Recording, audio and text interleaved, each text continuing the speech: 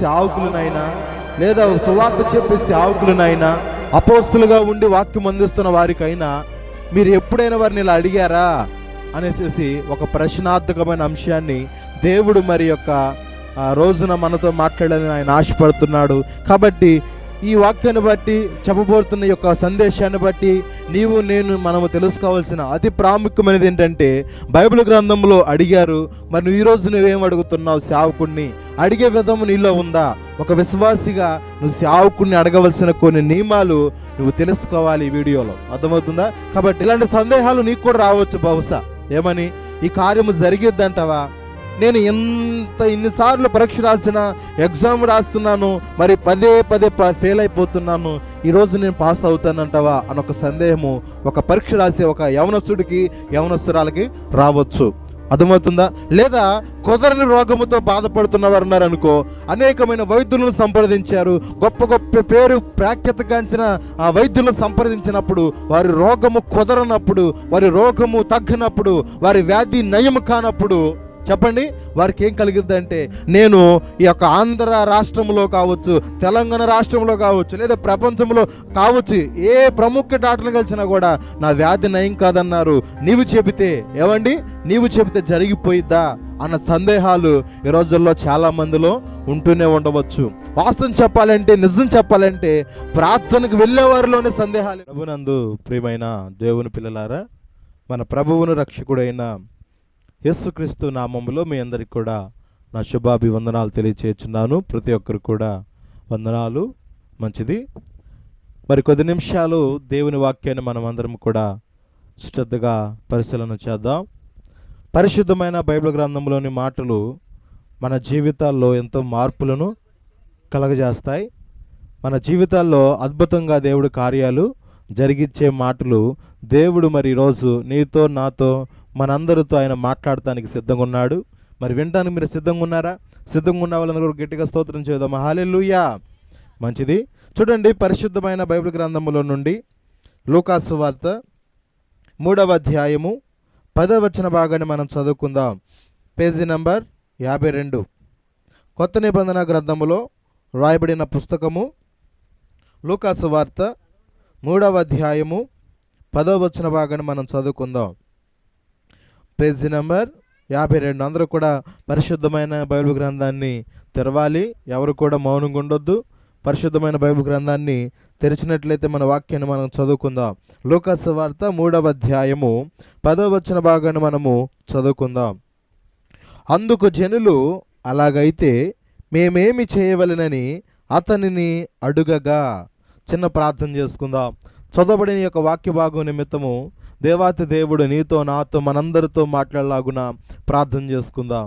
మహాపరిశుద్ధుడా, సర్వోన్నతుడా, సర్వాధికారియకు తండ్రి, మీ ఉన్నతమైన పరిశుద్ధమైన నామాన్ని బట్టి మీ కొందనాలు స్తుతులు స్తోత్రములు చెల్లిస్తున్నాం ప్రభువా.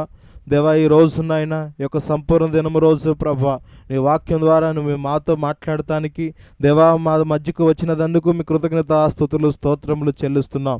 దేవా, ఇక్కడ చేరి కూడా వచ్చిన బిడలను నీ కృపతో జ్ఞాపకము చేసుకోండి తండ్రి. దేవా, అతను ఆయా స్థలాల్లోనైనా ఆలకిస్తున్న బిడలు ఉన్నారయ్యా, వారిని కూడా నీ కృపతో జ్ఞాపకం చేసుకోండి. దేవా, నీ మాటలను వినగల చెవులను, గ్రహించగల మనస్సులు ప్రతి బిడలకు మీరు అనుగ్రహించమని ప్రార్థిస్తున్నా. మరి ముఖ్యంగా నీ దాసు నేను నా తండ్రి నీ పక్షాన్ని నిలబడి ఉన్నాను ప్రభా.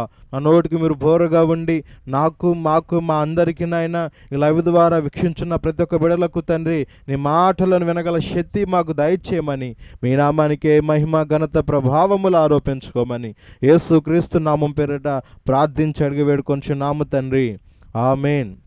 దేవునికి స్తోత్రం. గట్టిగా చేద్దాం. హల్లెలూయా. మంచిది.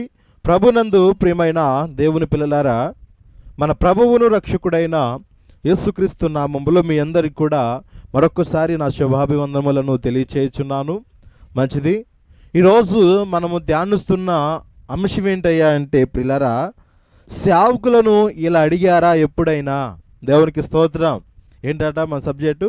సేవకులను ఇలా అడిగారా అంటే, వాక్యము బోధించే సేవకులనైనా లేదా సువార్త చెప్పే సేవకులనైనా అపోస్తులుగా ఉండి వాక్యం అందిస్తున్న వారికైనా మీరు ఎప్పుడైనా వారిని ఇలా అడిగారా అనేసి ఒక ప్రశ్నార్థకమైన అంశాన్ని దేవుడు మరి యొక్క ఆ రోజున మనతో మాట్లాడాలని ఆయన ఆశపడుతున్నాడు.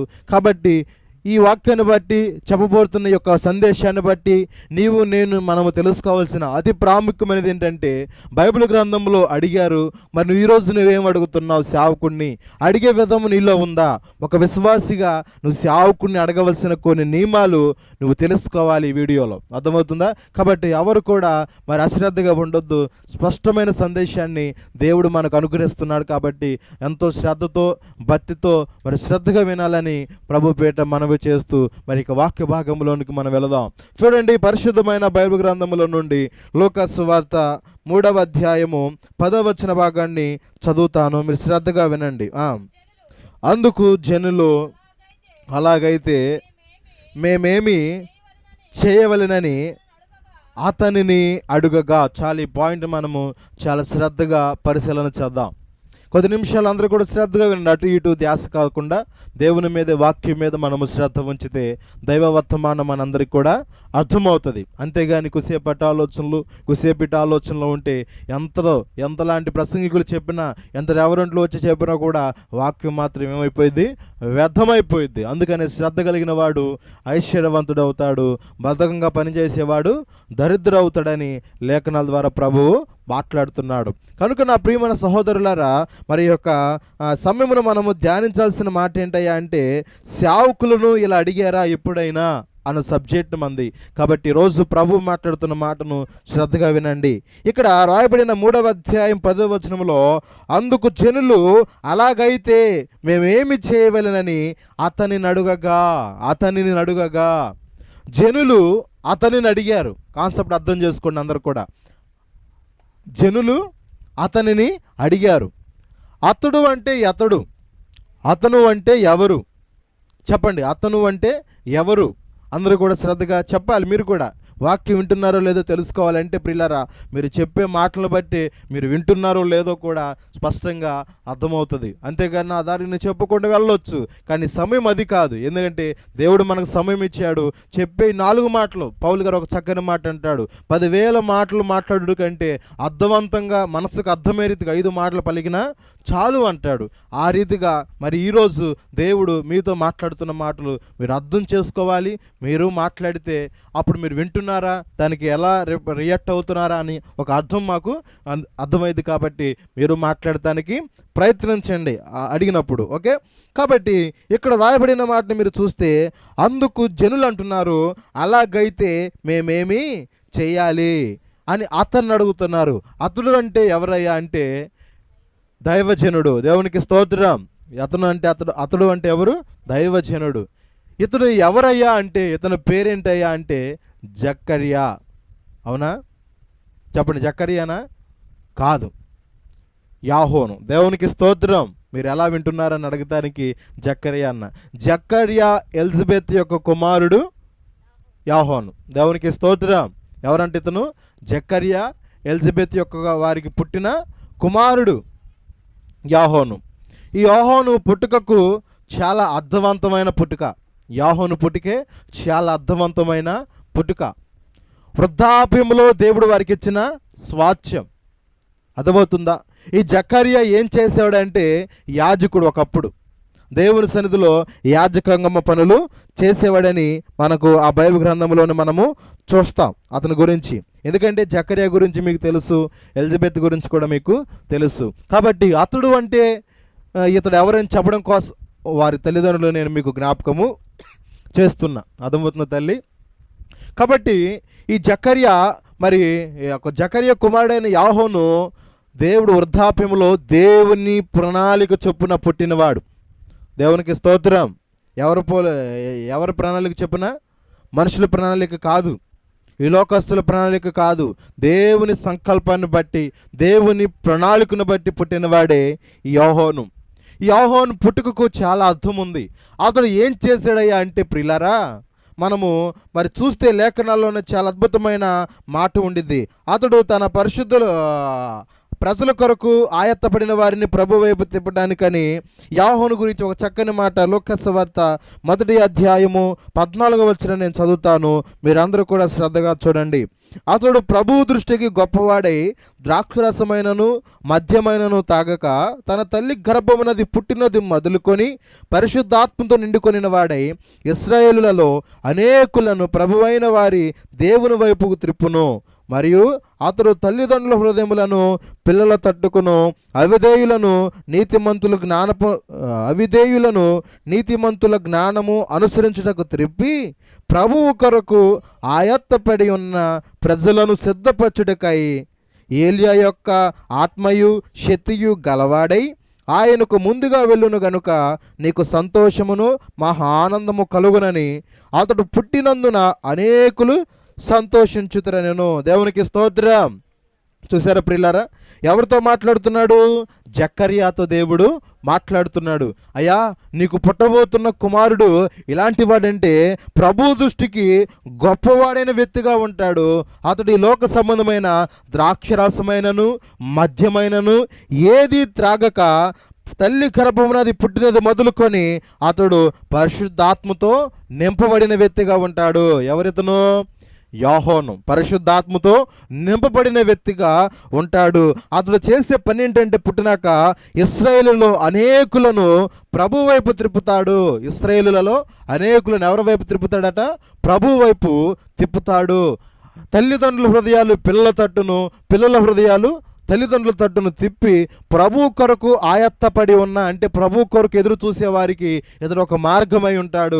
వారికి ఏ రీతిగా బోధిస్తాడంటే, ఇదిగో ప్రభు రాక ఏమైపోయింది, త్వరలో ఉంది, దానికి మనం స్థిరపడాలి, సరళం చేయాలి అని ఆయన యొక్క కాన్సెప్ట్ని, యొక్క సబ్జెక్ట్ని వారికి చెబుతాడు అని తను పుట్టక మునిపే తండ్రి అయిన జకర్యాకి దేవుడు మాట్లాడాడు. దేవునికి స్తోత్రం.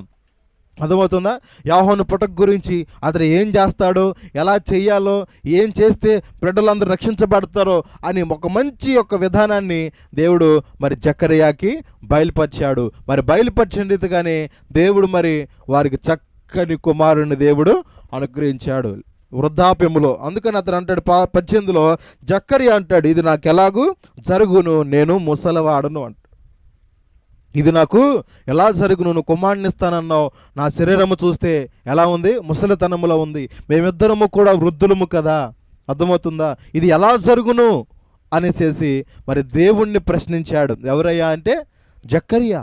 కొన్ని సందర్భాలు ఈ యొక్క విషయాన్ని మనం కూడా చూస్తే ప్రభువు మన జీవితంలో కొన్ని వాగ్దానాలు చేస్తాడు. నీ జీవితాల్లో కొన్ని వాగ్దానాలు చేస్తాడు. ఇలాంటి సందేహాలు నీకు కూడా రావచ్చు బహుశా. ఏమని? ఈ కార్యము జరిగిద్దంటావా? నేను ఇన్నిసార్లు పరీక్ష రాసిన, ఎగ్జామ్ రాస్తున్నాను, మరి పదే ఫెయిల్ అయిపోతున్నాను, ఈరోజు నేను పాస్ అవుతానంటావా అని ఒక సందేహము ఒక పరీక్ష రాసే ఒక యవనస్తుడికి, యవనస్తురాలకి రావచ్చు. అర్థమవుతుందా?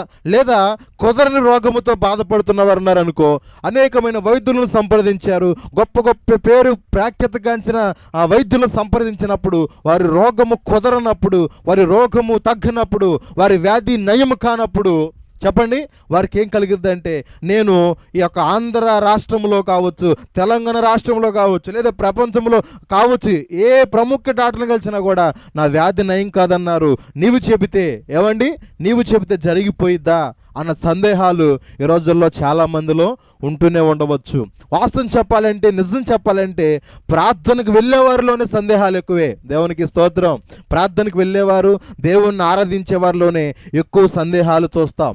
దేవుని ఎరగిన వారు చెబితే వారు నమ్ముతారు, కార్యాన్ని చూస్తారు. నేటి క్రైస్తవంలో కనబడుతున్న దురదృష్టకరమైన విషయం ఏంటయ్యా అంటే ఇదే. ఎందుకంటే ప్రార్థనకు వెళుతూనే ఉంటాం, పాటలు పాడుతూనే ఉంటాం, వాక్యం చదువుతూనే ఉంటున్నాం, గొప్ప ప్రసంగాలు వింటూనే ఉంటున్నాం, అయినప్పటికి కూడా ఆ సందేహాలతోనే మనము ఉంటాం. ఇది జరిగిద్దంటావా? చేస్తాడంటావా? మరి ఇన్నాళ్ళు రక్షణ పొందే కదా, లేదా పొందినాను అనుకో, దేవుడు నిజంగా చేస్తాడంటావా? ఇక ప్రశ్నార్థమైన ప్రశ్నలు నీలోనే అనేకంగా ఉంటూ ఉంటాయి. కాబట్టి ఇలాంటి సందేహం కూడా ఎవరికి వచ్చిందంటే జకర్యాకి వచ్చింది. నేను ముసలివాడిని, ఇది జరుగునా అని ప్రశ్నించాడు. ఒకటి బైబిల్ గ్రంథం చక్కని మాట, మనుషులకు అసాధ్యమైనవి చాలా ఉన్నవి, దేవునికైతే సమస్తము సాధ్యమే. నమ్ముట నీ వలనైతే నమ్మువానికి సమస్తము సాధ్యమనే దేవత దేవుడు వాక్యం ద్వారా మాట్లాడుతున్నాడు. నీ బలహీనత పోగొడటానికి మనుషుడికి ఏంటంట అసాధ్యం కావచ్చు. నీ యొక్క రోగము తొలగించడానికి వైద్యుడికి అసాధ్యం కావచ్చు. నీ యొక్క జాబు రావడానికి అధికారులకి ఏదైనా చేయడానికి ఒకవేళ వీలు కాని సందర్భంలో అవకాశం లేక అసాధ్యం కావచ్చు. కానీ ఈరోజు నువ్వు దేవుణ్ణి ఆరాధిస్తే పరిపూర్ణంగా నీ యందు విశ్వాసం ఉంచగలిగిన వాడివైతే, విశ్వాసం ఉంచగలిగిన దానివైతే ఆయనకు అసాధ్యమైనది ఏది కూడా లేనే లేదు. నమ్మిన వారి బిగ్గరగా స్తోత్రం చేద్దాం. హల్లెలూయా. అర్థమవుతుందా తల్లి?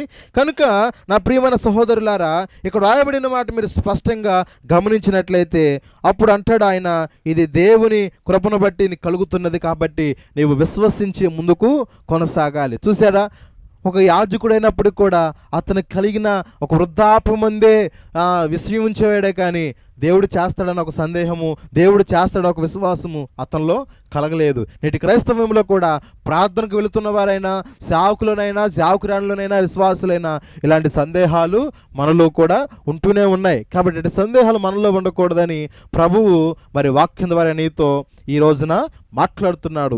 కాబట్టి ఇక్కడ మీరు చూస్తే ఆ యాహోను ద్వారా మరి దేవుడు చేయబోతున్న కార్యాన్ని మనము 3వ అధ్యాయం 10వ వచనం మనం చూస్తే ఇక్కడ రాయబడిన మాట ఏంటి? అందుకు జనులు అంటున్నారు, అలాగైతే మేమేం చేయవలెనని అతన్ని అడిగారు. అసలు ఎందుకు అడిగారు? ఇది చాలా ప్రాముఖ్యమైన విషయం. జనులు అంటున్నారు యాహోన్ని, మేమేమి చేయాలి అని సేవకుడిని అడుగుతున్నారు. దేవుని సేవకుడు, దేవుని దృష్టిలో గొప్పవాడైన యాహోనుని అడుగుతున్నారు జనులు, మేమేమి చెయ్యాలి? ప్రశ్న, సేవకుడా మేమేమి చెయ్యాలి అన్న మాట వీళ్ళు అన్నారంటే దానికన్నా ముందు పై వచ్చినని మనం చదివితే దేనికి వారు ఆ మాట అన్నారో మనకు స్పష్టంగా అర్థమవుతుంది. ప్రియులారా, 9వ వచనం మీరు చదివితే, ఇప్పుడే గొడ్డలి చెట్ల వేరున ఉంచబడి ఉన్నది గనుక మంచి ఫలములు ఫలించని ప్రతి చెట్టును నరకబడి అగ్నిలో వేయబడునని చెప్పాను. అందుకు జనులు అంటారు, అలాగైతే మేమేమి చెయ్యాలి? ప్రజలు ప్రశ్న వేశారు అంటే కారణం ఉంది. దైవజనుడు మాట్లాడిన మాట మనం వినాలి. దైవజనుడు ద్వారా దేవుడు పలికిస్తున్న మాట మనము విశ్వాసులుగా మీరు శ్రద్ధగా వినాలి. ఇక్కడ ప్రజలు విన్నారు, అతను చెబుతున్న బోధన విన్నారు, యాహోను గారు చెప్పే వర్తమానాన్ని వింటున్నారు. అతను ప్రసంగిస్తున్న సమయంలో ఒక మాట అంటున్నాడు, ఏమని? ఇప్పుడే గొడ్డలి చెట్ల వేరున ఉంచబడింది. గొడ్డలి ఎక్కడ ఉందంట? చెట్టు వేరున ఉంచబడింది. గొడ్డలి అక్కడ ఉందంటే గల కారణం ఏంటి చెప్పండి? ఆ యజమానుడు, ఆ పొలమును సేద్యం చేస్తున్న వ్యక్తి ఆ వృక్షము ఫలాలు ఇస్తే దాన్ని ఏం చేయగలుగుతాడు? ఉంచుతాడు. అదే ఫలాలు ఇవ్వకుండా ఏమండి దానివల్ల ఉపయోగకరంగా లేకపోతే ఆ యజమానుడు ఏం చేస్తాడు చెప్పండి? ఆ గొడ్డలతో ఏం చేస్తాడు? నరికి పారవేస్తాడు. ఎందుకంటే దానివల్ల భూమి కూడా వ్యర్థమైపోయింది. దానివల్ల ఒక చెట్టు వల్ల భూమి కూడా నిష్ప్రయోజనంగా మార్చబడిద్ది. ఆ నీడ వల్ల అక్కడ వేసిన మొక్కలు కూడా రాకుండా ఆటంకాలు కూడా అవుతాయి. అందుకని పనికిరాని ఫలాలు చెట్టు ఏదైనా ఉందంటే దాన్ని ఏం చేయాలట? తీసివేయాలి. అదే అంటున్నాడు, పనికిరాని ప్రతి చెట్టును, ఫలించిన ప్రతి చెట్టు నరకబడి అగ్నిలో వేయబడును.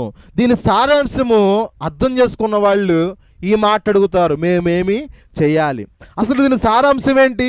చెట్టు ఏంటి? గొడ్డలేంటి? నరక వేయబడతాం ఏంటి? అగ్నిలో పడవేయబడడం ఏంటి అన్న ఆలోచన వినే బిడలకు మీకు కలగాలి. ఈరోజు గుడ్డెత్తు చేయబడినట్టు అన్నీ నమ్మకూడదు. వాస్తవం చెబుతున్న ప్రియమైన దేవుని బిడ్డలారా, దైవజనుడు చెబుతున్న మాట ఏ మాట పలుకుతున్నాడు? తన సొంత మాట చెబుతున్నాడా, లేక లేఖనాల్లో ఉన్న మాటను చెబుతున్నాడా అని మీరు పరిశీలన చేసే బాధ్యత ఒక విశ్వాసిగా నీకుంది. అంతేగాని మా పాస్టర్ ఏది చెబితే అదే అనేసి గుడ్డెత్తి చేయబడి నమ్మితే అతను నరకం పోయేదే కాక నిన్ను కూడా నరకానికి తీసుకువెళ్తాడు. అర్థమవుతుందా? ఒక సేవకుడిగా బలిపీఠం మీద ఉండి చెబుతున్న ప్రియమైన దేవుని బిడ్డలారా, లేఖన భాగాల్లో పౌలు గారు చెబుతుంటేనంట దెస్సలోనిక సంఘం వారు పౌలు గారు చెప్పే మాటలు కల్పనా కథలా, కట్టు కథలా, లేక నిజంగా జరిగినవేనని దెస్సలోనిక సంఘం వారట ఏం చేసే తెలుసా? గ్రంథాలను దినదినము చదివారట. దేవునికి స్తోత్రం. అలా చదివే విధానము నేటి సమాజంలో చాలా తక్కువ. ఎందుకని తెలుసా? మా పాస్టర్ ఏది చెబితే అదేనండి. ఏంటట, మా పాస్టరు ఏది చెబితే అది, మా సంఘ పెద్ద ఏది చెబితే అది, మాకు వాక్యంతో పని లేదు అన్నవాళ్ళు ఈ రోజుల్లో చాలామంది క్రైస్తవంలోనే ఉన్నారు. నువ్వు మోసపోతున్నావు అర్థం చేసుకో. నువ్వు పాడైపోవడానికి నువ్వు ఆ రీతిగా ప్రవర్తిస్తున్నావు అర్థం చేసుకో ప్రియమైన సహోదరుడా, సహోదరి. కాబట్టి వాక్యాన్ని చదువు. వాక్యంలో ఉన్నది బోధిస్తున్నాడని సేవకుడు వాక్యానుసారంగా నీ వాక్యాన్ని మరి చెబుతున్నాడా లేదా వాక్యంలో కల్పన కథలు చెప్పి మోసపరిచే విధానాలు ఉంటున్నాయని ఒక విశ్వాసిగా నేటి దినాల్లో తెలుసుకోవాల్సిన బాధ్యత మీకుంది. ప్రభువే చెప్పాడు, నా పేరట అనేకులు అబద్ధ ప్రవక్తలు వస్తారు, నేనే క్రీస్తునని చెబుతారు, మీరు అలాంటి వారితో జాగ్రత్త అని ప్రభువే చెప్పినప్పుడు మీరు ఎంత జాగ్రత్తగా ఉండాలి. కాబట్టి నా ప్రియమైన దేవుని బిడ్డలారా, దేవుడు మనతో మాట్లాడుతున్న మాట మీరు చాలా స్పష్టంగా అర్థం చేసుకోవాలి. అందుకని ఇతను చెప్తున్న మాట ఏంటంటే, ఇంతకీ ఆ చెట్టు ఎవరై అంటే వాక్యం వింటున్న ప్రతి ఒక్కరు కూడా చెట్టునుగా దేవుడు పోల్చాడు. అక్కడ చేరి కూడా వచ్చిన మనుషులందరూ కూడా చెట్టులాగా దేవుడు పోల్చాడు. అర్థమవుతుందా? ఫలింపని ప్రతి చెట్టును దేవుడు ఏం చేస్తాడు? తీసి పారవేస్తాడు. ఎక్కడ వేయబడిద్ది? అది అగ్నిలో వేయబడిద్ది. అగ్నిలో వేయబడిద్ది అనగా ఫలింపని ప్రతి చెట్టు అంటే ఆధ్యాత్మికంగా నీ జీవితం ఫలభరితంగా లేకపోతే, అర్థమవుతుందా? ఆధ్యాత్మికంగా ఫలవంతమైన జీవితంలో మరి గలతీ 5వ అధ్యాయం 22వ వచనంలో ఆత్మఫలాలు ఉంటాయి కొన్ని. ప్రేమ, సంతోషము, సమాధానము, దీర్ఘశాంతము, సాత్వికము, దయాలత్వము, మంచితనము, ఆశా నిగ్రహం అని కొన్ని ఫలాలు అక్కడ ఉంటాయి ప్రియులారా. ఇవన్నీ కూడా ఆత్మఫలాలు. ఒక చెట్టుగా అనగా ఒక మనిషిగా నీవు ఉన్నావు. చెట్టు అంటే అది నీవే. చెట్టు అంటే సాధారణమైన మన కంటి కనపడుతున్న చెట్లు కాదు. చెట్టుగా దేవుడు పోల్చి నీతో మాట్లాడుతున్నాడు. ఆ చెట్టు ఎవరో కాదు, అది నీవే. ఫలించకపోతే అంటే నీలో ఫలభరితమైన ప్రార్థన జీవితం లేకపోతే, ఫలభరితమైన వాక్య జీవితం మీలో లేకపోతే, దేవుని చిత్తం నెరవేర్చే విధానాలు మీలో లేకపోతే, ఆయన సన్నిధికి వచ్చే క్రమాలు నియమాలు మీరు చేయకపోతే, అవన్నీ కూడా ఏం చేయబడతాయి అంట? గొడ్ల చేత నరకవేయబడతాయి. గొడ్ల చేత ఏం చేయబడతాయి? నరికివేయబడతాయి. ఎందుకు? దానివల్ల ఉపయోగం లేదు. అంటే దేవాతి దేవుడే ఉగ్రతను కుమ్మరిస్తాడు వారి జీవితాల్లో. ఫలింపని ప్రతి ఒక్కరి జీవితాల్లో దేవుని ఉగ్రతకు పాలవుతారు అన్న చెప్పడానికి మరొక ప్రసంగాన్ని మరి ఇక్కడ యాహోను గారు వారికి తెలియపరుస్తున్నాడు. ఈరోజు మరి ఫలించే చెట్టు అయితే నీ జీవితము, ఆధ్యాత్మిక జీవితం చాలా చక్కగా ఉండిద్ది. లేదా ఫలింపకుండా ఉంటే ఇన్ని సంవత్సరాలు గడిచినా, ఏమండి, ఇన్ని నెలలు గడిచినా, ఇన్ని వారాలు గడిచినా ఫలించే విధానం నీలో లేదు. ఎన్ని వాక్యాలు వింటున్నావు, ఎన్ని మీటింగులకి వెళ్తున్నావు, ఎక్కడ కాదని ఇంకో ప్రాంతానికి కూడా వెళ్తున్నావు. మరి వెళ్తున్నావు కానీ ఏటి నీ బత్తేది? నువ్వు చేస్తున్న ఫలాలు ఏవి కనపడుతుందా? నీ ప్రార్థన జీవితం ఏంటి కనపడుతుందా? లేదే. ఆలోచించండి ప్రియమైన దేవుని బిడ్డలారా. అదే అడుగుతున్నాడు. ప్రజలారా, ఇశ్రాయేలు జనాంగములారా, ఫలింపని ప్రతి చెట్టు, ఆ ఫలింపని ప్రతి చెట్టులో ఈ లోక ప్రకారం మాట్లాడాలంటే ప్రియులారా, ఇప్పుడు అర్థమయ్యేదిగా ఏ కులానికి చెందిన వారైనా, ఏ మతానికి చెందిన వారైనా, ఏ వర్గానికి చెందిన వారైనా ఫలింపని ప్రతి మనిషిని దేవుడు ఏం చేస్తాడంట? గొడ్డలితో తీసి పారవేస్తాడు. ఎందుకు? నీ వల్ల ఉపయోగం లేదు. ఆయన ఏం చేశాడు? తన పోలిక చొప్పున మనలను సృజించుకున్నాడు. కానీ నువ్వు ఆయన మాట వినకపోతే, ఆయన చెప్పింది చేయకపోతే, ఆయన ఇచ్చిన ప్రాణాన్ని కూడా నీవు లెక్క చేయకుండా నిష్టానుసారంగా నీ లగ్జరీగా నువ్వు జీవిస్తూ ఉంటే ఆయన కోపం రాదా? ఆయన కోపం రాదా? ఈరోజు కన్న బిడ్డలే మన మాటలు వినకపోతే ఎంత కోపడుతున్నో తల్లిదండ్రులు. ఆ కోపానికి అర్థం ఉందా లేదా? అర్థం ఉంది. ఎందుకు బిడ్డలు కన్నాను, మీరేంటి ఈ రీతిగా మాట్లాడుతున్నారు, ఈ రీతిగా మూర్ఖంగా జీవిస్తున్నారు అని ఎంత బాధపడతారు తల్లిదండ్రులు. మరి నేను సృజించిన సృష్టికర్త నీకు ముందు ఆయనే కదా తల్లి, ఆయనే కదా నీకు తండ్రి. ఆలోచించే ప్రియమైన దేవుని బిడ్డలారా, అందుకని ఫలించాలి. నేటి దినాల్లో ఫలించే విధానం కనబడుతున్నా. సంఘాల్లో కూడా ఫలింపు లేదండి. ఉన్నాయి, ఏ రీతిగా సంఖ్య కొద్దికి జనాలు కనబడుతున్నారు కానీ ఆత్మీయతలో మాత్రం ఫలాలు మాత్రము ఏ ఒక్కరు లేదు. ఏ సంఘాలకు వెళ్ళివాడైనా సరే ప్రియులారా, దేవుడు వాక్కు ద్వారా నేను మీతో మాట్లాడుతున్నా కానీ నా సొంత మాట కాదు. సంఘాల్లో సంఖ్య కనబడుతుంది కానీ ఆధ్యాత్మిక జీవితాల్లో ఫలాలు కనిపించి ఏ ఒక్క విశ్వాసంలో కూడా లేరు. కానీ అంటూ ఉంటారు, మా సంఘం పెద్దదండి, మా సంఘం సంఖ్య పెద్దదండి, మీ సంఘం చిన్నదే కదా, మీది ఆ మందిరమే ఈ మందిరమని వ్యత్యాసాలు చెబుతున్నావే కానీ నేను ఆధ్యాత్మిక జీవితం ఫలించానండి, నేను ఫలాలు ఇస్తున్నాను, పుష్పిస్తున్నానని చెప్పగలిగిన ధైర్యం నీకు ఉందా? ఒక విశ్వాసిగా చెప్పు, గుండె మీద చేవేసుకుని చెప్పు ఆ మాట నీవు అనలేవు. ఎందుకంటే ఈరోజు ఆడంబరాన్ని చూస్తున్నావు, ఆకర్షవంతమైన వీటిని చూస్తున్నావు, డిజిటల్కి అలవాటు పడిన జీవితం కలిగేవే కానీ ఆధ్యాత్మిక జీవితం కలిగిన వాడిగా, కలిగిన వ్యక్తిగా నీవు లేవు. ప్రభు మాట్లాడుతున్నాడు. ఎంతో విచారం కదా ఈ విషయం. అర్థం చేసుకుని ఇకనైనా ఆ రీతిగా ప్రవర్తించవద్దు. నువ్వు ఫలించవలసింది ఆత్మీయతలో ఫలించాలా. శరీరీతిలో దేవుడు ఫలింపజేస్తాడు. ఎందుకంటే ఏది ఇవ్వాలో ఏది చేయాలని బాగుగా ఆయనకి తెలుసు. ఆ టైంకి అన్నీ చేస్తాడు. అర్థమవుతుందా? ఎప్పుడైతే ఈ మాట చెప్పాడో, నేను నరక వేయబడితే నా జీవితానికి అర్థము ఉండదు, నేను నరికి వేయబడితే నా జీవితానికి అర్థం ఉండదని అక్కడున్న వారి ప్రజలందరూ కూడా దీన్ని అర్థం చేసుకున్నారు సారాంశాన్ని. ఆ చెట్టు ఎవరో కాదు, నేనే. ఆ ఫలం పని చెట్టు నేనే, ఆ పనికిరాని చెట్టు నేనే, పనికి మారిన వాడను, పనికి మారిన దాను నేనే అని వారు సేవకుడు ముందుకు వచ్చి, అగ్నిలో మేము తప్పించబడాలయ్యా అంటే ఉగ్రత మేము తప్పించబడాలనుకుంటున్నాం, అందుకు మేమేమి చెయ్యాలి అన్నారు. దేవునికి స్తోత్రం. అర్థమవుతుంది చెప్తున్న మాటలు. జనులు ఏమన్నారు? మేమేమి చెయ్యాలని సేవకుడిని అడిగారు. ఈ రోజుల్లో అలాంటి వారు ఉన్నారండి సంఘాల్లో? సమాజంలో ఉన్నారా? పోనీ సమాజంలో లేరు, సంఘంలో కూడా లేరు. అయ్యా మా బ్రతుకులు ఎలా ఉన్నవి దేవుణ్ణి అడిగి చెప్పాయి అనే విశ్వాసులు లేరు, సేవకుడు కూడా ఈ రోజుల్లో లేరు వాస్తవం చెప్పాలంటే. ఎందుకంటే నేడు దినము కల్తీ అయిపోయింది, అంతా కల్తీ విధానం అయిపోయింది. ఆ రీతిగా కాదండి. ఆ రోజు వారి బ్రతుకులు మార్చుకోవడం కొరకు, అయ్యా యాహోనో నిజంగా మీరు చెప్పింది నిజమే, మేము ఇప్పటి వరకు 20 సంవత్సరాలు అయింది, వయసు పెరిగింది, పర్సనాలిటీ పెరిగింది, బుద్ధి పెరగట్లేదు, ఆలోచనలు మారుతలేదు, తలంపులు మారుతలేదు, ఉద్దేశాలు మారుతలేదు. వింటున్నారా? ఫలించలేకపోయాం.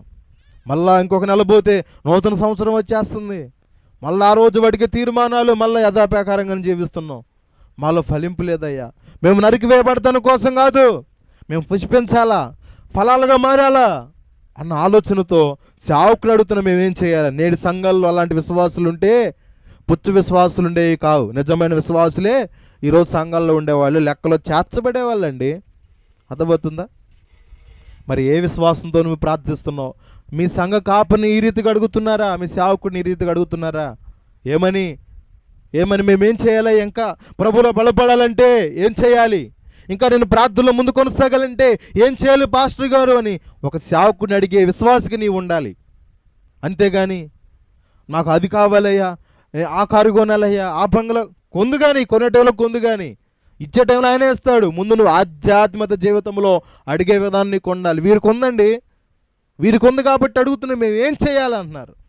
ఆలోచన చేయండి. కాబట్టి మనము కూడా ఈ రీతిగా అడగాల. మనము కూడా దేవుని దేవదాసులు ఈ రీతిగా అడగాల. మేమేమి చేయాలయ్యా? మా బ్రతుకులు మారడానికి, మా ఉద్దేశాలు మారటానికి, మా బిడ్డలు మారటానికి, మా భర్తలు భార్యలు మారటానికి ఏం చేయాలి అని సేవకుని అడిగితే, సేవకుడు ధర్మశాస్త్ర గ్రంథంతో చదివి దేవుడు అతను బయలుపరిచిన మాటలు వారికి చెబితే దాన్ని బట్టి వారు సరి చేసుకుంటే, చెప్పండి, వారి జీవితాల్లో దేవుడు కార్యములను జరిగిస్తాడు. ఈరోజు అడిగేవాళ్ళు లేరండి. ఈ రోజుల్లో అలాంటి అడిగేవారు లేరు. పోనీ ఈ రీతిగా ఉండొచ్చు, ఏమని? మా పాస్టర్ అంటే మేము ఊరుకోమండి. ఎందుకంటే తప్పును ప్రోత్సహించాడనుకో, ఈరోజు దైవజనుడు ఏమవుతున్నాడంటే దేవుడిగా మారే రోజులు ఇవన్నీ కూడా. అర్థమవుతుందా? తప్పును ప్రోత్సహిస్తే నువ్వు ఏ తప్పైనా చేయమ్మా, ఆదివారం మాత్రం మందిరానికి రా అంటే అది ఎలా ఉండిద్ది? ఇప్పుడు ఆ పాస్టర్ గారు ఏమనుకుంటారు? వాళ్ళందరూ దైవంగా స్మరిస్తారు కదా, అది ఎంత తప్పు సంఘంలో. ఈ రోజుల్లో ఎక్కడ చూసినా కూడా కొన్ని చోట్ల అక్కడ అలాంటివి జరుగుతున్నాయి. మరి నువ్వు వెళ్ళే సంఘం ఎలాంటిదో ఒకసారి నువ్వు ఆలోచన చేసుకొని, పరిశీలన చేసుకొని, పురాతనకరమైన మార్గాలు మనం విచారించి, ఏది మేలుకరమైనదో, ఏది నీ ఆధ్యాత్మిక జీవితానికి క్షేమకరమైనదో తెలుసుకొని అందులోకి ప్రవేశిస్తే నీకు మేలని ఇర్మియా గ్రంథంలో, ఇర్మియా ద్వారా దేవుడు ప్రవచించాడు ఇశ్రాయేలు ప్రజలకి, యూదా ప్రజలకి. నీకు కూడా అదే మాట్లాడుతున్నాడు. విచారించండి, ప్రతి సంఘాన్ని విచారించండి. ఎక్కడ శ్రేష్టమైన వాక్యం అందించబడుతుంది, ఎక్కడ మన హృదయాలను ఖండించే వాక్యమైనా, బుద్ధి చెప్పే వాక్యమైనా, ఆ వాక్యాలు మనకు ప్రయోజనకరమే కానీ ఆహ్లాదకరమైనవి లేదా మనిషిని గాయపరచకుండా, వాక్యంతో గద్దించకుండా చెప్పే విషయాలు ఉంటే అవి మీ జీవితాలకు కూడా ప్రమాదకరమే వాక్యాన్ని బట్టి. ఎందుకంటే వాక్యంలో దాగిన ఈ సత్యాన్ని మీరు గ్రహించాలి. కాబట్టి అందుకే మేము ఏం చేయాలి? ఆ శోధన తప్పించుకోవాలంటే, ఉగ్రత తప్పించుకోవాలంటే ఏం చేయాలంటే, ఇక మరి చెబుతున్న మాట ఏంటయ్యా అంటే 11వ వచనంలో, అతడు 2 అంగీలు కలిగిన వాడు ఏమీ లేనివానికి ఇవ్వాలి, ఆహారం కలిగిన వాడు కూడా అలాగే చెయ్యాలని వారితో చెప్పాడు. దేవునికి స్తోత్రం. ఇక్కడ ఏంటంటే ఇతను చెప్పిన దానికి సహాయం చేయమని చెప్పాడు. 2 అంగీలు ఉన్నాయనుకో, నీకు ఏం చేయాలంటే, 1 లేనివాడికి చెప్పండి, 1 లేనివాడికి ఇవ్వాలి. ఆహారం విషయంలో కూడా అంతే. 2కి వండుకున్నాం అనుకో, లేనివాడు వచ్చాడు అనుకో, నువ్వు తిన్నంత తిని సమృద్ధిగా మిగతాది వేస్ట్ చేయకుండా ఏం చేయాలి? ఇవ్వాలి. చాలామంది ఏం చేస్తారంటే వేస్ట్ చేస్తూ ఉంటారు. భోజనాన్ని ఏం చేస్తూ ఉంటారు? వేస్ట్ చేస్తూ ఉంటారు. మందే కదా, మనం కొన్న బియ్యమే కదా, మనం కొన్న రైసే కదా అని ఏం చేస్తారో చెప్పనా, కొందరు తీసుకువెళ్ళి ఆ సదుకుండలో పడేయటమో లేదా కొడుతొట్టులో పడేయటమో చేస్తూ ఉంటారు. ఇవి చాలా తప్పు. ఈ ఆహార మెతుకులు దొరకక చాలామంది రోడ్డు నడుక్కుంటున్నారండి. దాని విలువ మనకి తెలుసుకోవాలి. ఈ రోజుల్లో ఆహార విషయంలో కూడా ఎంతో చాలా జాగ్రత్త వహించాలి. నీ దగ్గర 2 అంగీలు ఉంటేనే 1 అంగీ ఇవ్వమన్నాడు. ఆహారం కూడా వ్యర్థంగా పారేయవద్దు. అర్థమవుతుంది. ఎంతో కష్టపడి రైతులు ఎంతో చెమటొచ్చి చేసి దేవుడు వారికి శక్తినిచ్చిన బట్టి ఈ 5 ఏళ్ళు నీ నోట్లోకి వెళ్తున్నాయి అంటే అది దేవుని కృప కదా. మరి దాన్ని ఆహారాన్ని మనం వ్యర్థం చేయవచ్చా? పారవేయవచ్చా? మరీ అంత పనికిరానిదైతే అది దేనొక రీతిగా వాడే విధానాలు ఉన్నాయి. అర్థమవుతుందా? కానీ మరీ అంత బాగుండి ఈ పొద్దునుండింది సాయంకాలం పడేయటం, సాయంకాలం నుండి పొద్దున పడేయటం అది కరెక్ట్ కాదు. ఎందుకంటే అది తినగలిగిన ఆహారమే కానీ పారేసే ఆహారం కాదు కదా. అందుకని ఆహార విషయంలో కూడా లేనివాడికి పెట్టండి. అర్థమవుతుంది. వస్త్ర విషయం కూడా లేనివాడికి మీరు వస్త్రాలు ఇవ్వండి. మీకుంటేనే ఇవ్వమన్నాడు. అర్థమవుతుందా? మీకుంటేనే ఇవ్వమన్నాడు, లేనప్పుడు కాదు ఆయన అంది. మీకు కలిగిన ఎడల 2 ఉంటే 1. మీరు మంచి కార్యాలు చేయాలి. మీకు కలిగిన దాంట్లో కొంచెంకి మీరు సహాయం చేయాలి. దేవునికి స్తోత్రం. వాళ్ళే కాదండి, ఇంకా ఉన్నారు బైబిల్ గ్రంథంలో. ఆ కింద వచనం కూడా చదవండి. 12వ వచనంలో కూడా సొంకరులు బాప్తిస్మం పొందడానికి వచ్చి అంటారు వాళ్ళు కూడా, బోధకుడా మేమేమి చేయవలెనని అతను అడిగారు. దేవునికి స్తోత్రం. మొదటగా ఎవరు అడిగారయ్యా అంటే ప్రజలు అడిగారు. అర్థమవుతుందా? మొదట ఎవరు అడిగారు? ప్రజలు యాహోను అడిగారు, బోధకుడా మేమేమి చేయాలంటే చెప్పాడు. మీరు అగ్ని నుంచి తప్పించుకోవాలంటే మీరు ధర్మకార్యాలు చేయాలి, పాప క్షమాపణ నిమిత్తం బాప్తిస్మం మీరు పొందాలి అని దేవుడు మరి యాహోను ద్వారా వారికి తెలియపరిచి అడిగారు. ప్రశ్న జవాబు అతడు రిలీజ్ చేశాడు. మీరు కూడా సంఘంలో నేను అడుగుతున్నప్పుడు మీరు చెప్పండి, అప్పుడు నేను చెప్పే మాటలు మీకు అర్థమవుతాయి. అంతేగాని నా ముందు నేను చెప్పుకుంటూ పోతే కొందరు ఏం చేస్తారు చెప్పండి? సంఘాల్లో కొందరు ఏం చేస్తారు? నిద్రపోవడానికి మంచి అవకాశం అయింది కొందరికి ఏమో ముచ్చలు పెట్టుకోవడానికి అది ఒక మంచి సందర్భం అయింది. అట్లా ఉండకూడదు. దేవుని సన్నిధిలో దేవుని మందిరం పోవునప్పుడు మన ప్రవర్తన అంతా కూడా జాగ్రత్తగా చూసుకోవాలని దేవుడు మాట్లాడిచ్చాడుగా సొలొమోను జ్ఞాని చేద్దా.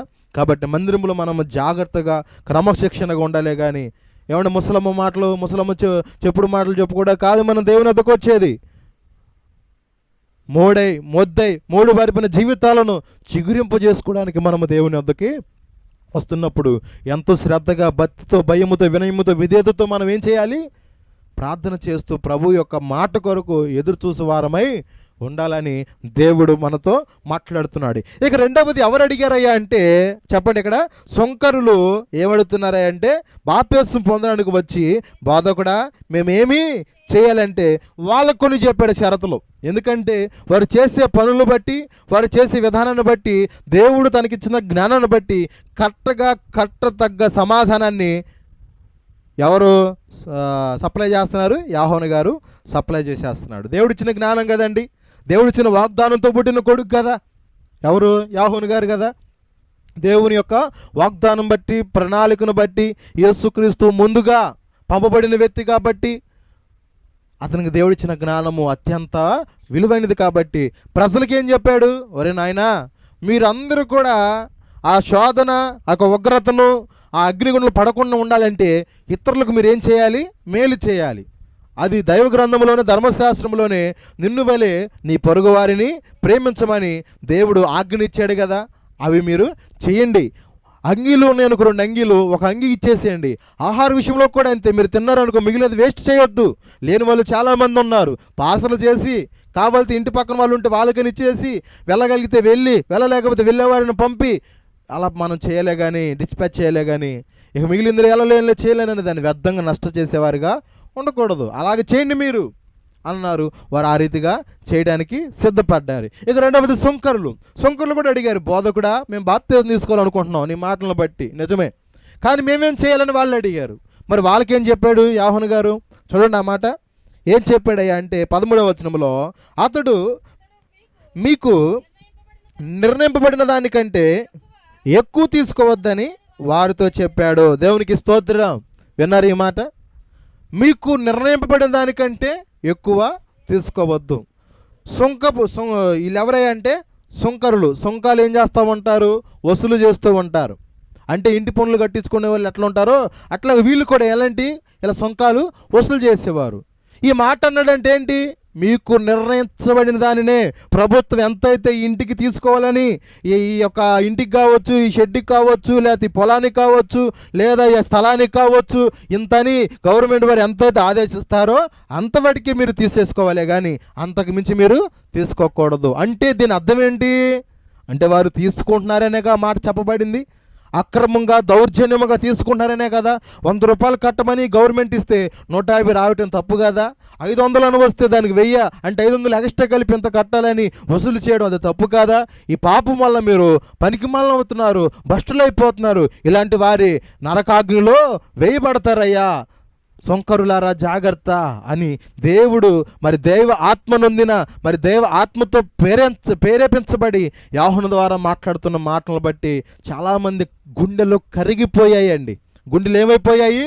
కరిగిపోయాయి. వామ్మో, ఈయన ఎవరో కానీ దేవుని చేతితోనే మాట్లాడుతున్నాడు. యోహాను సామాన్యమైన వ్యక్తి కాదు. నేను ఈ రీతిగా అక్రమంగా ఎవరు చూడలేదే, అధికారుల లెక్కలో ఆ రాయాల్సిన లెక్కలు రాస్తాను, తీసుకోవాల్సిన సొమ్ము నేను తీసుకుంటాను దౌర్జన్యంగా. ఎవరు చూడలేదులే అనుకున్నారు. కానీ అలాంటి వారందరూ కూడా ఏది అవసరమైంది? మారు మనసు అవసరమైంది, రక్షణ అవసరమైందని దేవాతి దేవుడు చక్కగా మనతో మాట్లాడుతున్నాడు. కనుక నా ప్రియమైన దేవుని పిల్లలారా, మరి ఈరోజు మరి వాక్యం నీవు నేను మనం అందరము కూడా ఈ రీతిగా ఉండాలి. ఏమంటున్నారు వాళ్ళు? సుంకరులతో చెబుతున్నాడు, మీకు గవర్నమెంట్ వారు ఏదైతే నిర్ణయించాడో అదే తీసుకోవాలి, కానీ అంతకు మించి మాత్రం మీరు తీసుకోవద్దు. అలాగే మీరు సిద్ధపడితే దేని నుంచి తప్పించబడతారు? ఉగ్రత నుంచి మీరు తప్పించబడతారండి. అప్పుడు అర్థమైంది, నిజమే కదా, మనము పేదవాళ్ళ దగ్గర, మధ్యతరగతి వాళ్ళ దగ్గర, తెలిసి తెలియని వారి దగ్గర ఎంతో సొమ్మును మనం లాగేసుకున్నాం. వారి కష్టజతనంతా కూడా మనము మింగివేశాము. నిజమే, మనకు నరకం తప్పదు. మనం పరుల సొమ్మును బహుగా ఆశించామని సుంకరులు బాధపడి మనోవేదన చెంది, బోధకుడా మేమేం చేయాలి అని అడిగారండి. వాళ్ళు తప్పును బట్టి ఈరోజు నువ్వు ఎన్ని తప్పులు చేసినా కూడా ఒక మాట అడగట్లేదు. ఎందుకని తెలుసా? ఒకవేళ బోధించే సేవకు నీ తప్పును సమర్థించేవాడైతే నీ పతనం అవడానికే సిద్ధంగా ఉన్నావు. ఒకవేళ విశ్వాసులుగా మీరే తప్పును కప్పెట్టేవారిగా, సేవకుడు తప్పును కూడా కప్పెట్టేవారుగా ఉంటే అతని జీవితాన్ని కూడా మీరే పాడు చేసేవారుగా కూడా ఉంటున్నారని దేవత దేవుడు ఈ వాక్యాన్ని బట్టి మీతో మాట్లాడుతున్నాడు. ఎవరిని విమర్శించాలని కాదు, ఎవరిని ఏదో చేయాలని కాదు, కానీ వాక్యము అలాంటిది, రెండంచుల ఖడ్గం వంటిది. కాబట్టి ఈ మాటను మీకు నొప్పించవచ్చు, బాధ కలగ చేయవచ్చేమో, కానీ ఒకవేళ ఈ మాటలు చెప్పకపోతే, ఈ మాటలు మీరు వినకపోతే మీరు మారు మనసు పొందే అవకాశం లేదు. ఒకవేళ మీరు ఇలా అంటారేమో, నేను మారు మనసు పొందానండి, బాప్తిసం పొందానండి, ఆ మినిస్ట్రీలో పొందానండి, ఈ మినిస్ట్రీలో పొందాను, అలా చేసి ఇలా చేసి మీరు అనవచ్చేమో. ఒకవేళ ఎక్కడ పొందిన ఏది చేసినా మారు మనసు తగ్గ ఫలాలు నీలో లేకపోతే, మీలో లేకపోతే, నాలో లేకపోతే, మనలో లేకపోతే నువ్వు పొందిన బాప్తిసానికి కూడా వాల్యూ లేదు, విలువ లేనే లేదు అని అర్థం చేసుకోవడానికి దేవుడు ఎక్కడైనా మనసులుకొని, ఎక్కడైనా బుద్ధి తెచ్చుకొని గ్రహించి నేనేం చేయాలని ప్రతి క్షణము సేవకుడు అడిగే బాధ్యత ఒక విశ్వాసికి ఉండాలి. ఒక సేవకుడిగా విశ్వాసికి చెప్పే విధానము కలిగిన వాడిగా ఉండాలని దేవుడు ప్రేమతో మనతో ఈ రీతిగా మాట్లాడుతున్నాడు. కాబట్టి రెండవది సొంకర్లు అడిగారు, ఏమని మేమేమి చేయాలని సొంకర్లు అడిగారు. ఇక మూడో వాళ్ళు కూడా అడిగారట. ఎవరంట వాళ్ళు? మూడో వాళ్ళు కూడా అడిగారంట. ఏమని? వాళ్ళు కూడా మేమేం చేయాలి అని అడిగారంట. వాళ్ళు ఎవరు? చూడండి, ఆ వచనంలోనే 13వ వచనం మనం చదివితే 14వ వచనంలో సైనికులను మేమేమి చేయవలెనని అతన్ని అడిగారట. దేవునికి స్తోత్రం. చూసారా, ఈ యొక్క 3వ అధ్యాయము 8వ వచనం కాడ నుంచి 9, 10, 11, 12, 13, 14 వచనంలో శ్రేష్టమైన విషయాలు మన కొరకు దేవుడు రాసి ఉన్నాడు. ఫస్ట్ ఏమో జనాలు అడిగారు, సమాజం అడిగింది. రెండవళ్ళేమో సొంకర్లు అడిగారు, అంటే ఇంటి పన్నులు వసూలు చేసే గవర్నమెంట్ అధికారులతో దేవుడు మాట్లాడాడు. గవర్నమెంట్ అధికారులు, సొంకర్లు గవర్నమెంట్ అధికారులే కదా, వారు నిర్ణయించింది వెళ్ళి ఇంటి పన్నులైనా, ఇంటి బిల్లులైనా, కరెంటు బిల్లులైనా, లేదా వాటర్ బిల్లులైనా వసూలు చేయడానికి ప్రభుత్వం వారు నిర్ణయించినప్పుడు ప్రభుత్వంలో ఎంతైతే నిర్ణయించారో అదే తీసుకోవాలి. కానీ కకృతిపడి ఏమంటే ఇంకా డబ్బు సంపాదించాలని అడ్డదారులో పోయి జనాలని ఒక రత్తాన్ని మీరు తాగేవారు ఉంటే రేపొద్దు నీ బిడ్డల జీవితం చెప్పనా ఊహించలేం. ఆ పరిణామాన్ని మనము ఊహించలేం. ఎందుకంటే బైబిల్ గ్రంథంలో పితరుల నుంచి వచ్చిన స్వాస్థ్యాన్ని, పితరుల నుంచి వచ్చిన పొలాన్ని లాక్కోవాలని చూశాడు. ఎవరైనా అహాబు రాజు అండి. అహాబు రాజు ఏం చేశాడు?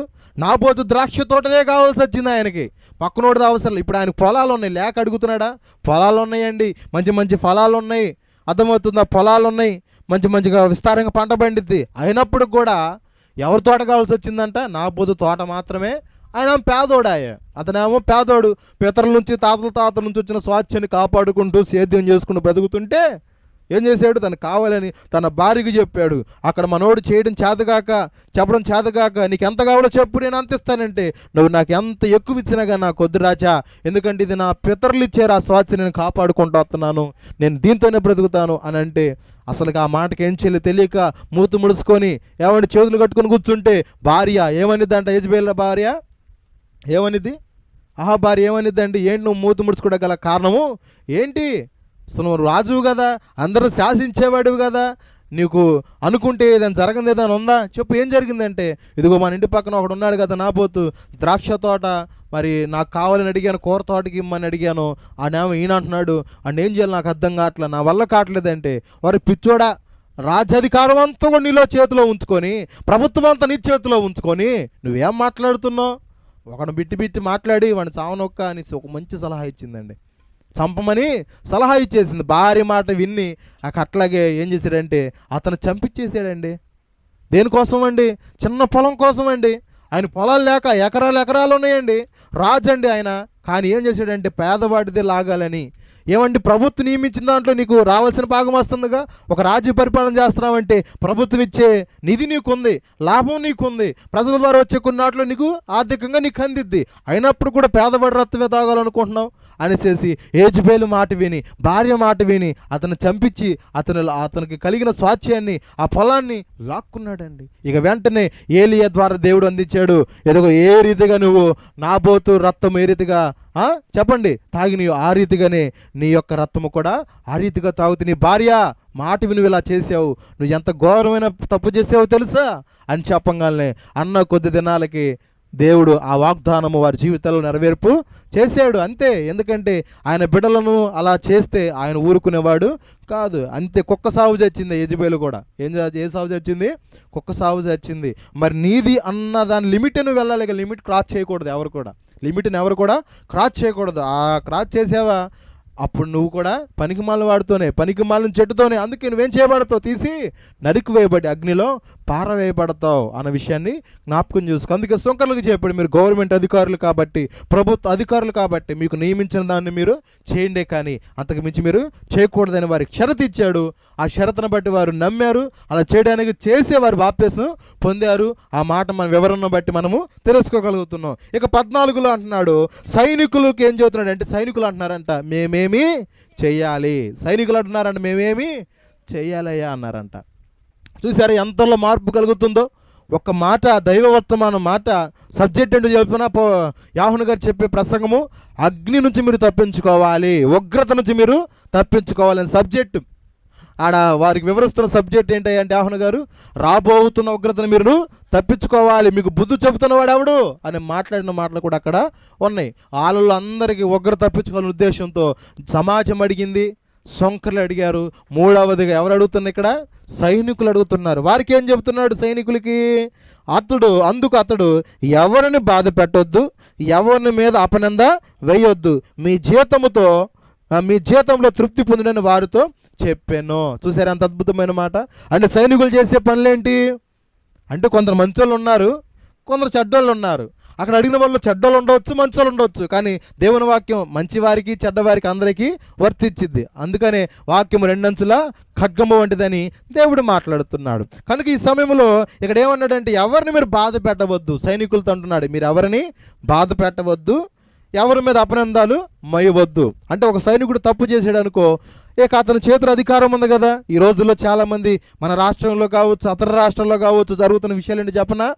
తప్పు చేసిన ఒకడు జైల్లో ఉంటుంది, మరొకడు అర్థమవుతుంది. తప్పు చేస్తున్న ఒకడు జైల్లో ఉంటుంది, మరొకడు తప్పు చేస్తున్నాడేమో బలాదురుగా తిరుగుతున్నాడు, బయట నలుగులు తిరుగుతున్నాడు, పూల మండలతో వీళ్ళతో అలంకరించబడి కారుల్లో బాగా తిరుగుతున్నాడు. కానీ ఏ తప్పు చేయని వాడు, తన కుటుంబం కొరకు కష్టపడేవాడు మాత్రం ఈ రోజుల్లో చెప్పకూడదనే స్థితికి వచ్చింది. అంటే ఏంటి? సైనికుల్లో కూడా తప్పులు ఉన్నాయి. అర్థమవుతుంది. మీకు ఇచ్చిన జాబులు మీరు సరిగ్గా చేయకపోతే, మీకు ఇచ్చిన విధానాలు క్రమాలు మీరు సరిగ్గా చేయకపోతే నా బిడ్డలు నష్టపోతారు. అలాంటి వారి మీదకి ఉగ్రత వస్తుందని దేవుడు విలపించి వారికి ఏం చేశాడు? ఒక వర్తమానాన్ని యోహాను ద్వారా పంపించేసాడు. ఆ మాటకు భయపడ్డారు అందరు సైనికులు. వామ్మో, ఈయన ఎవరో కానీ మామూలు వ్యక్తి కాదండి, నేను ఉగ్రత మాత్రం మనకి పక్కా ఉంది, నిజమే. ఎందుకంటే అలా చేయకూడదు, ఇక నుంచి అలా చేసాం, ఇక నుంచి అలా చేయకూడదని మసలుకోవడానికి వాళ్ళు ఈ రీతిగా అడిగారు, మేమేమి చేయాలి? ఎవరిని బాధ పెట్టొద్దు. ఎవరిని కూడా బాధ పెట్టదు. ఒకవేళ జైల్లో వేయబడిన వాళ్ళని కూడా హింసించవద్దు. అర్థమవుతుంది. వారిని బాధ కలిగించే పనులు మీరు చేయవద్దు అని ఒక మాట. రెండవది ఏంటి? ఎవరి మీద కూడా అపనిందలు అంటే ఏంటి? నిందలు కూడా మోపుతారు వీళ్ళు. వాస్తవం చెప్పాలంటే వారి క్షేమం కొరకు, వారిపై అధికారుల ఒత్తిడి కొరకు ఏం చేస్తారు ఈ సైనికులు అన్నవాళ్ళు? నిందలు కూడా మోపుతారు. ఆబద్ధం చేయనుండాము, ఆబద్ధం పలకనుండామో పలికడని నిరూపిస్తారు, పలికినోడేమో పలకలేదని కూడా నిరూపిస్తాడు. ఎందుకంటే పై అధికారులు ఫోర్స్ అలా ఉందనుకో, ఈ సైన్యాధిపతి అన్నవాడు, సైన్యాధికారులు అన్నవాడు కూడా ఇలాంటి చేసేవాళ్ళు చాలామంది నేటి దినాల్లో కూడా ఉన్నారా లేరండి? అలాగ చేస్తే కూడా ఉగ్రత మీరు తప్పించుకోలేరని యోహాను ద్వారా వారికి అర్థవంతమైన జ్ఞానోదయాన్ని దేవుడు వారికి కలగజేసాడు. ఇక మూడో విషయం వారికి ఏంటో చెప్పిన షరతు ఏమన్నాడు? మూడవది, మీ జీవితములతో మీరే తృప్తి పొందండి. మీకు ఎంతైతే ప్రభుత్వం వారు నిర్ణయించారో అంత జీతంతోనే ఉండండి. వాడిని మోసం చేసి వాడిపై నింద నొగితే పై అధికారులు నీకు లక్షలు ఇవ్వచ్చు, కోట్లు ఇవ్వచ్చు. ఆ కోట్లకి ఆశపడి ఆ జీవితాలను పాడు చేసేవారికి అయితే మీరు ఉగ్రతను మీరు తప్పించుకోలేరు. ఒక మాట చెప్తున్న ఒక సేవకుడిగా, ఈరోజు నువ్వు ఆబద్ధముగా మోపి నిందలు మోపి కోట్లు అనేకులు ఇరికిచ్చేవాడివైతే ఈరోజు నువ్వు ఒక కారు కొనొచ్చు, ఒకవేళ ఇల్లు కొనొచ్చు, లేదా మంచి మంచి పొలాలు కొనొచ్చు, లేదా అపార్ట్మెంట్లు కొనొచ్చు ఏమో. కానీ ఇవి రేపు నిన్ను ఉగ్ర దినం మాత్రం తప్పించమన్న విషయాన్ని మీరు బాగా గుర్తుంచుకోమని దేవుడు సైనికులకు కూడా చెప్తున్నాడు. ఈరోజు మరి ఈ మూడు విషయాలకు నిన్ను అడుగుతున్నాడు. అర్థమవుతుందా? మరి మీరు ఏం అర్థం చేసుకుంటున్నారు అని మీరు అర్థం చేసుకోవాలని దేవుడు ప్రేమతో ఈరోజు మనతో మాట్లాడుతున్న మాటలు మీరు బాగా అర్థం చేసుకోవాలి. దేవునికి స్తోత్రం. ఇంకా చెప్పుకోవాలంటే ప్రియులారా, ఇంకా 5-6 విషయాలు ఉన్నాయి. ప్రభు చిత్తం అయితే నెక్స్ట్ వీడియోలో మనము దీని గురించి మనం ధ్యానిద్దాం. ఇప్పుడు మనం ధ్యానించింది ఏంటయ్యా అంటే, సేవకుడిని మీరు ఇలా అడుగుతున్నారా ఎప్పుడైనా అన్న కాన్సెప్ట్ మంది. సేవకుడిని ఎప్పుడైనా మీరు ఇలా అడుగుతున్నారా? సమాజం అడుగుతుందా? ప్రభుత్వ అధికారులు అడుగుతున్నారా? లేదా సుంకాలు వసూలు చేసే వాళ్ళని అడుగుతున్నారా అని 3 విషయాలు వాళ్ళు అడిగారు. ఈ రోజులు అడగట్లేదు. ఎందుకంటే అన్నీ కప్పెచ్చుకుంటున్నాం, చేసే అక్రమాలన్నీ కప్పెట్టుకుంటాం. ఎవరు బ్రతుకు బండారం బయటపడిద్ది అనే ఉద్దేశాలతో వారన్నీ కూడా చాలా జాగ్రత్తగా దాచుకుంటున్నారు. బైబిల్ చెబుతుంది లోకాసు వార్త 12వ అధ్యాయంలో, ఈరోజు మీరు చీకటిలో చేసినవి ఏం కనపడండి? ఎక్కడ కనపడతాయి? వెలుగులో తెరల మీద కనపడతాయి. ఈ రోజున అక్రంగా అన్యాయంగా పనికి మాలిన పని పాపిష్టి పని చేసేవేమో చీకట్లో ఎవరు చూడలేదని అక్కడ అన్నాడు అని స్క్రీన్ మీద వేస్తాడట. నువ్వేం చేసావో కూడా ఆ రోజున విమర్శ దినాన, న్యాయ విమర్శ దినమన ఏం చేస్తాడు తెలుసా? ఆయన నీ పాపం రాస్తాడు. ఇదిగో నువ్వు అది చేసావంటే అక్కడ అందరి ముందు తలంచుకునే కన్నా ఇప్పుడే చేసిన పనులు తలదించుకొని మోకరించడం నీకు అది ఎంతో మిన్నగా భావించి ఒప్పుకోవడానికి సిద్ధపడమని ఒక సేవకుడిగా మనస్ఫూర్తిగా ఈ మాట మీరు అర్థం చేసుకోవడానికి ప్రయత్నించమని ఒక సేవకు ఒక సజెషన్ ఇవ్వగలుగుతున్నాను. మీరు అర్థం చేసుకోవడానికి ప్రయత్నించండి సహోదరులారా. కాబట్టి వాళ్ళు అడిగారు, సొంకలు అడిగారు, నేనేమి చేయవలెనని. సమాజం అడిగింది మేమేమి చేయాలని. సైనికులు అడిగారు మేమేమి చేయాలని. మరి ఒక విశ్వాసిగా నీవు అడుగుతున్నావా? సంఘంలో ఒక విశ్వాసిగా, ఒక సేవకుడిగా మీరు అడుగుతున్నారా అని ఒక ప్రశ్నార్థమైన అంశం దేవుడు ఈరోజు మనతో మాట్లాడాడు. కాబట్టి మీరు అర్థం చేసుకొని వాక్యానుసారంగా ప్రవర్తించడానికి చూడండి. ఈ రీతిగా మనం అడగాలి. అడిగి మనం ఇంకా లోతులోకి వెళ్ళాలే కానీ ఎక్కడ వేసిన గొంగలు అక్కడ ఉన్నట్లుగా భక్తి జీవితంలో కూడా అట్లా ఉండకూడదు. ఇంకా ముందుకు మనం కొనసాగిపోవారుగా ఉండాలి. ప్రభు చిత్తమైతే ఇంకా మిగతా 5 విషయాలను మనము నెక్స్ట్ వీడియోలో మనం జ్ఞాపకం చేసుకుందాం. ప్రభు ఆ క్షణంలో మనతో మాట్లాడతాడు. ఈ వీడియోని బట్టి మీరు అర్థం చేసుకోవాల్సింది, ఈ యొక్క సందేశాన్ని బట్టి మీరు అర్థం చేసుకోవాల్సింది ఏంటయ్యా అంటే, నిజంగా నేను అడగలేకపోయానయ్యా, నా సేవకుడు ఏదంటే అదే అన్నాను, తనని తానే తందాను. అలా కాదు. వాక్యము పౌలు గారు ఎంత ప్రసంగికుడండి. అతను ప్రసంగాలంటే కోరదగినవంట. అయినా కానీ దశలోనికి వారు వాక్యం చెప్తుంటే ఇతను చెప్పే మాటలు ఉన్నాయో లేవని బైబిల్ని తిరగేశారు. నువ్వు తిరగేయాలి. ఒక విశ్వాసిగా గొడ్డెత్తి చేయబడినట్టు నమ్మడానికి ఈ రోజులు కావు. ఎందుకంటే నేనే దేవుడు అంటాడు, ఇంకోడు నేనే దైవజనుడిని, నేనే పంపబడ్డాను, అయ్యేలే నేనే అంటున్నాడు, మరొకడు నేను సమూయేలుని అంటున్నాడు. ఇలాంటి వారు చాలామంది అంత్యదినాల్లో బయలుదేరుతున్నారు. కాబట్టి ఏది గుడ్డిగా నమ్మవద్దు అనటం కోసమే దేవుడు లేఖనాలు మన చేతిలో ఉంచాడు. చదవండి, పరిశీలన చేయండి. దశలోని సంఘం వారు పరిశీలన చేశాడు. పౌలు గారు గొప్ప ప్రసంగికుడు అయినప్పుడు కూడా అతని మాటలు అలా ఉన్నాయో లేవంటే ఉన్నాయిరా, ఇది దేవుని మాట అని నమ్మారు, బాప్తిసాలు పొందారు. మీరు ఏ సంఘాలకు వెళ్ళేవారైనా, ఎక్కడికి వెళ్ళేవారైనా కూడా ఇలాంటి అనుభవం మీకు ఉండాలని ప్రేమతో ఈ మాటలు చెబుతూ నా మాటలు ముగిస్తున్నాను. ఈ క్లుప్త సందేశాన్ని దేవుడు వెనుకల్లో దీవించి మిమ్మల్ని అందరినీ కూడా ఆశీర్వదించును గాక. ఆమెను. ప్రభు చిత్తమైతే ఇంకా ఏమేమి చేయాలి, ఎలా చేయాలి, ఇక సేవకుడిని మనం ఎలా అడగాలి, సేవకుడు విశ్వాసం ఏం అడగాలని ఒక సబ్జెక్ట్ని దేవుడు త్వరలో మనకు అందించబోతున్నాడు. దాన్ని బట్టి నెక్స్ట్ మరొక వీడియోలో మనము దీన్ని ధ్యానిద్దాం. ప్రార్థన చేసుకుందాం. అందరూ కూడా తల వంచండి, కళ్ళు మూసుకోండి. ప్రార్థన. మహాపరిశుద్ధుడా, సర్వోన్నతుడా, సర్వశక్తిమంతుడా, సర్వాధికారియగు తండ్రి, నీ ఉన్నతమైన పరిశుద్ధమైన నామాన్ని బట్టి మీ కొందనాలు స్తుతులు స్తోత్రములు చెల్లిస్తున్నాం. ప్రవ్వా, దయగలిగిన రాజ్య కృపగలిగిన యేసయ్య, నీ దాసును నిలబెట్టుకొని అలుపుడు మాకు మా అందరికి బుద్ధి చెప్పే వాక్యాన్ని మీరు మాకు బయలుపరిచారు. నిజమే ప్రవ్వా, ఆనాడు నాయన సమాజం అడిగింది మేమేం చేయాలని, ఇదిగోనైనా సైనికులు అడిగారు మేమేం చేయాలని, సొంకలు అడిగారయ్యా మేమేం చేయాలని. ఈ రోజుల్లో మిమ్మల్ని అడిగితే మా తప్పులు బయటపడతాయని కప్పెట్టుకునే వాళ్ళు చాలా మందిగా ఉన్నామని మీరు మాట్లాడారు. నిజమే, వాళ్ళలో మేమందరం కూడా ఉన్నాం ప్రభా. ఆ రీతిగా కాకుండా మేము సేవకుని అడగాలయ్యా, అడిగే సంఘంగా ఉండాలి నాయన, అయ్యా చెప్పే సేవకుడిగా ఉండాలని మీరు మాట్లాడారు యాహోను ద్వారా. నిజమైన యాహోను పుట్టుకు చాలా అర్థం ఉంది ప్రభా. తల్లిదండ్రుల హృదయాలు పిల్లలు తట్టుకును, పిల్లల హృదయాలు తల్లిదండ్రులు తిప్పడం ఏంటో అనుకున్నాను, కానీ ఈ రీతిగా తిప్పుతాడా, ఈ రీతిగా మార్పును కలగజేస్తాడా? నీ వాక్యాన్ని బట్టి నీ మార్పును, ఒక సందేశాన్ని, వివరణాత్మకమైన సందేశాన్ని, ఆ ప్రశ్నార్థకమైన ఒక సందేశాన్ని మాకు అందించారయ్యా. దీన్ని బట్టి మేము నాయన సరి చేసుకుని కృపను దయచేయండి. ఇంకా మిగిలిన మాటలు నాయన మరొక విషయంలో, మరొక పర్యాయములు మేము మాట్లాడుకొని నువ్వు స్తుతించే భాగ్యాన్ని మాకు దయచేయమని మీ నామానికే మహిమ ఘనత ప్రభావములు ఆరోపించుకోండి. ఈ లైవ్లో నాయన వీక్షించిన బిడ్డలు ఉన్నారయ్యా. ఒకవేళ క్షేమంలోనైనా వారు పశ్చాత్తాపడితే, ఒకవేళ ఈ వాక్యాన్ని బట్టి వారిలో మార్పు కలిగితేనైనా వారిలో ఇంకా మార్పును కలగజేసి రక్షణ పొందడానికి, అయ్యా బాప్తిసం పొందడానికి మీ వద్దకు నడిపించి మీరే మహిమ పొందుకోమని నజరేయుడైన యేసుక్రీస్తు నామమున పేరట ప్రార్థించి అడిగి వేడుకొనుచున్నాము తండ్రి. Amen, amen, amen. యేసు రక్తమే జయం, శిలువ రక్తమే జయం. యేసు నామముకు సంపూర్ణ విజయం కలుగును గాక. Amen, amen, amen. అందరికి వందనాలు, అందరికి వందనాలమ్మా, అందరికి వందనాలు.